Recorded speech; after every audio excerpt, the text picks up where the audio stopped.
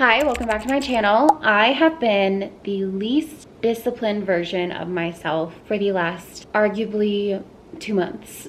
I was doing so well the first, I want to say like 15 weeks, and I feel like that's even giving me too much, maybe 10 weeks of working with my coach, and then I absolutely fell off. It's funny because I kept asking myself, like, what's different? What's changed? How is, why can't I get my life together? Why is this so hard? Why does eating the right thing make me want to rip my hair out? Why does going to the gym sound like not the best time? And it's funny because when I would go to do these things and actually get them done, it was kind of like when you really have to complete a task and the task takes you 10 minutes, but getting the courage to do the task took you 3 weeks. That's how I feel. That's how I feel right now about my entire life. We're done. We're done doing that. I am getting it together today. I am tired of waiting. I am waiting for literally nothing. It's like my own permission. And I'm essentially going to walk you guys through my entire day with me so you can see what that looks like, because I feel like it can seem pretty unapproachable and a lot of the tasks are just small steps. We're gonna skip all of the nonsense that doesn't need to be focused on and makes us just feel like we're doing the healthy thing. I don't know how many steps there are gonna be, but obviously when I'm editing this, I will know. My first step is going to be writing everything down in my planner. I normally recommend only having 2 to 3 things in your planner at a time. That is a lie. I don't recommend it. Science does. Basically, if you write down more than 3 things, you could just get really overwhelmed. And then if, regardless of how much you finish, you feel like you didn't do enough because you didn't check off every single box. So typically, I would say don't write down more than 2 to 3, 4 max things that you need to do. This is not a reflection of that. You'll see that I wrote down a ton of things. This is Thursday. This is like the rest of my week, but this is all Thursday. First one is work, currently working, and actually all of this coincides with number 2.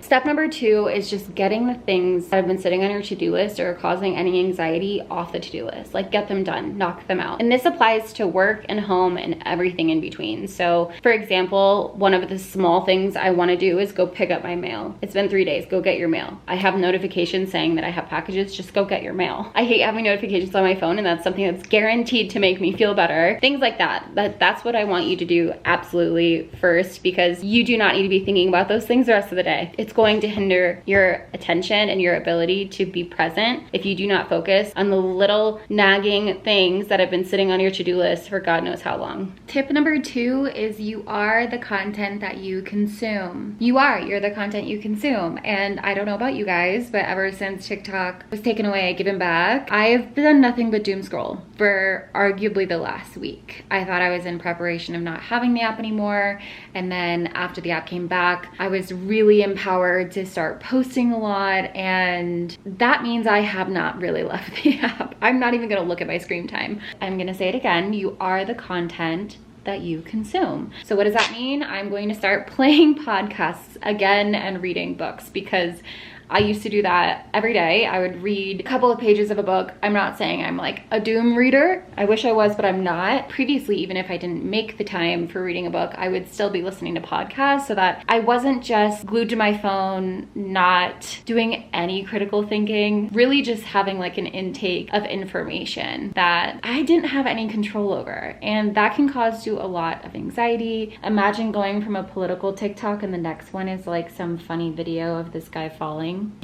I just realized this is tip number 3. So for tip number 3, not 2, we are going to intentionally consume our content. It's an hour and 30 minutes. I'm gonna play this while I wrap up my work for the day, and then I'll see you for tip number 4. I've been my life coach for 19 years. Hi.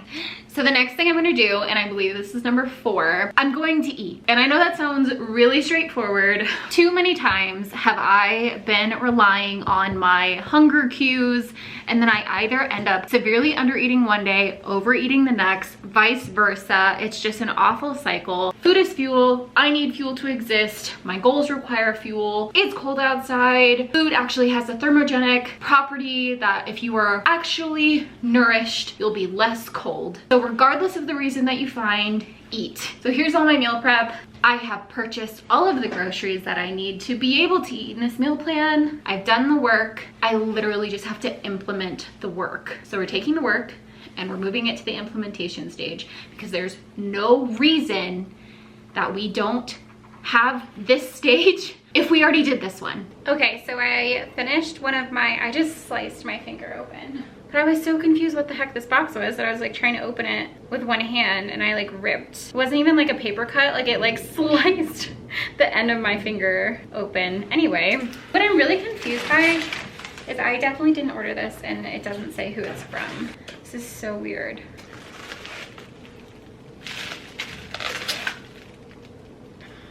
I love this. I don't know who it's from. It's so cute. It's a little like icon glass with bats. I literally was just in my head like 2 days ago being like, I want a bat icon glass.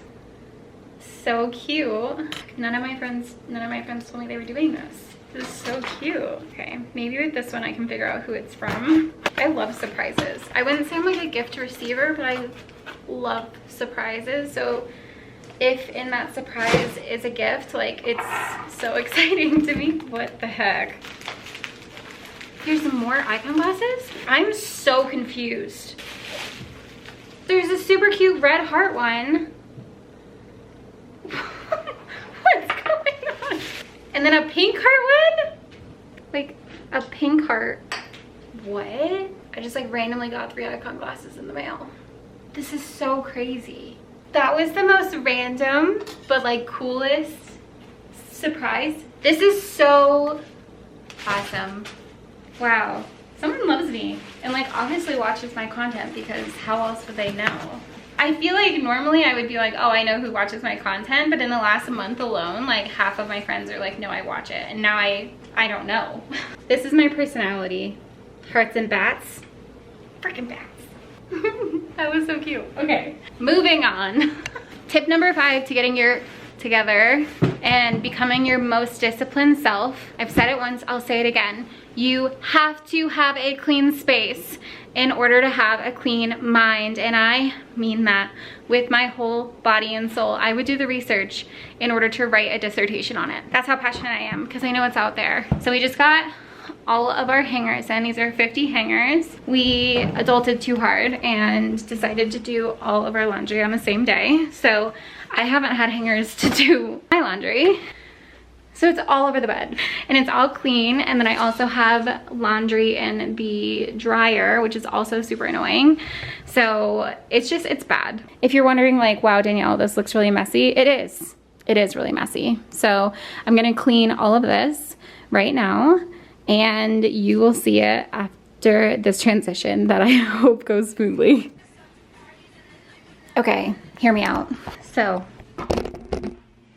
Okay, so the podcast that I listened to just now that I told you how to listen to essentially told me that if you are coming into a new era of your life or you're wanting things to feel really different and like a real shift, most people will change their hair drastically. I think this used to be my pattern. I obviously have the receipts, but I'm trying to make my hair healthier. So the reason my hair looks so yellow right now is because I'm waiting to tone it. That being said, they said the second thing, if you don't do that, is you are a chronic rearranger, and it's because it makes your space feel brand new. Well, I love the setup of my living room, but I've literally just yesterday said, maybe I should rearrange my bedroom because I don't like how it's set up. So let's go over that, because now I've decided that's what I'm doing today, because it genuinely makes me feel better to have change in a controlled space. So the bed takes up like the whole room, right? Like it's just a lot. But then when you walk in, there's just this space, and then it's like immediately bed, and then like a really small little narrow thing. This is my side of the bed. Here's my hanging closet because I have so many jackets, and then like the bed, the TV's over here, which I don't honestly love. I know that makes sense to have the TV at the end of the bed, but I just don't like it. I think I prefer it off to the side like I had in college. And then because of the standing, the bed's not centered. So it drives me literally crazy, because this is Justin's stuff he has to put away, but like that little nightstand and this nightstand, like you can see I have so much more room right here, and it's just because there's no real juxtaposition in this room. It drives me freaking bonkers. So what I'm thinking is I'm going to move this over here, move that over there. Obviously the side tables will go over here as well. This space will essentially be like this width so that I can get to my side table and like this side of the bed. And obviously the bed will take up like a good chunk over here, but I feel like it won't take up as much as I think it will. So it'll make doing the wall, like finishing the wall, so much easier. It'll be able to have this more accessible over here next to the actual closet. And then I'll put this dresser over there. So that's my idea. I'm gonna do that now. It's all so heavy, so I am a little bit scared, but we're just gonna have to do this and figure it out because I hate the room layout right now. And it's just like, if it's already messy, I might as well make it messier, right? Like I might as well make the mess before I clean again. But the first step for the bedroom is getting all of this crap in my bedroom out into the hallway, so it's just like a little bit easier to approach.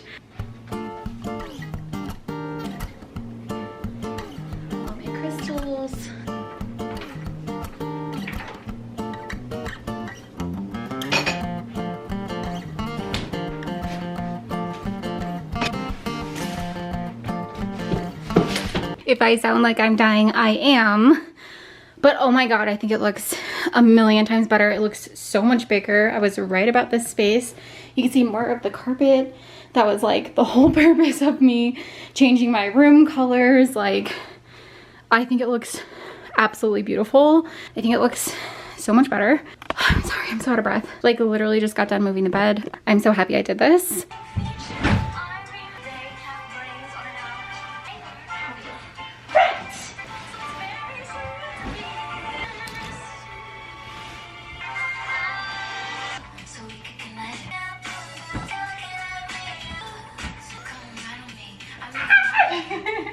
I feel like I have an infinite amount of more space. Like this is utilizing your square footage, you know?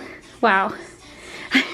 I am so proud of myself. Before I finish up cleaning, I wanted to touch on my last step of becoming your most disciplined self, and that is just having your non-negotiables of what your most disciplined self looks like and asking that question and always choosing the disciplined self route. So what I mean by that is like, would my most disciplined self make excuses for not getting my gallon in? No. She would actually get her gallon in. My most disciplined self drinks water. My most disciplined self hits my macros. My most disciplined self gets all of my steps, whether I need to get out of bed and finish the last 500. She is someone that shows up, and because that is a characteristic that I want, I have to follow through until my non-negotiables become my habits, because the only time that discipline feels like the hard part is when you're not disciplined. I'm sorry I had to say it. I don't like hearing it either. I find that a lot of people give discipline a bad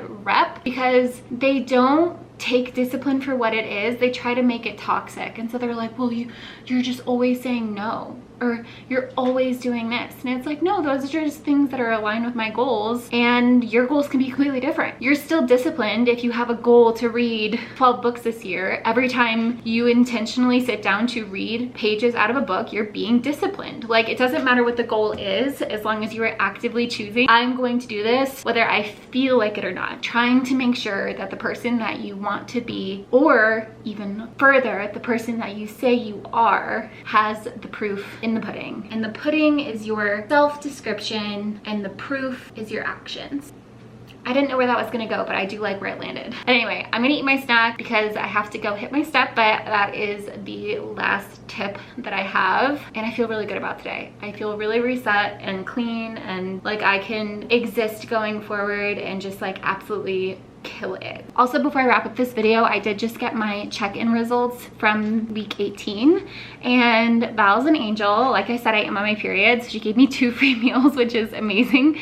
She said 1 and then 2 if I feel the need to have it. So basically, like, have 1 if you can, and then if not having the second one is going to derail you, have the second one. So I feel really grateful for that, because I have been derailed for the last like 3 weeks. I've been having like 2 to 3. So just knowing that I have 2 makes it not feel so like naughty. Like it doesn't make it feel like I'm doing something wrong, or it makes it more special, like feel more proud over it. And now that I'm like walking in and having this discipline check-in, reframing of my mental approach, it just feels really good to know that I am being supported in that space. I obviously told her all of these things. Like I don't keep anything from her. Anything you guys know, she definitely knows. I vomit on her like every single week in our check-ins. I'm really excited. She said she liked my shape, which is amazing because I've not been feeling good about my shape, but I also feel like, or this month's PMS just railed me for real because I woke up feeling like crap. Everything that could hurt did hurt. I do feel like I'm on the tail end of being in pain. It's really my check-in. She's not going to change anything just because I am on a period week, and so we like to give ourselves grace on those period weeks. I say we. She forces me to give myself grace on my period weeks. So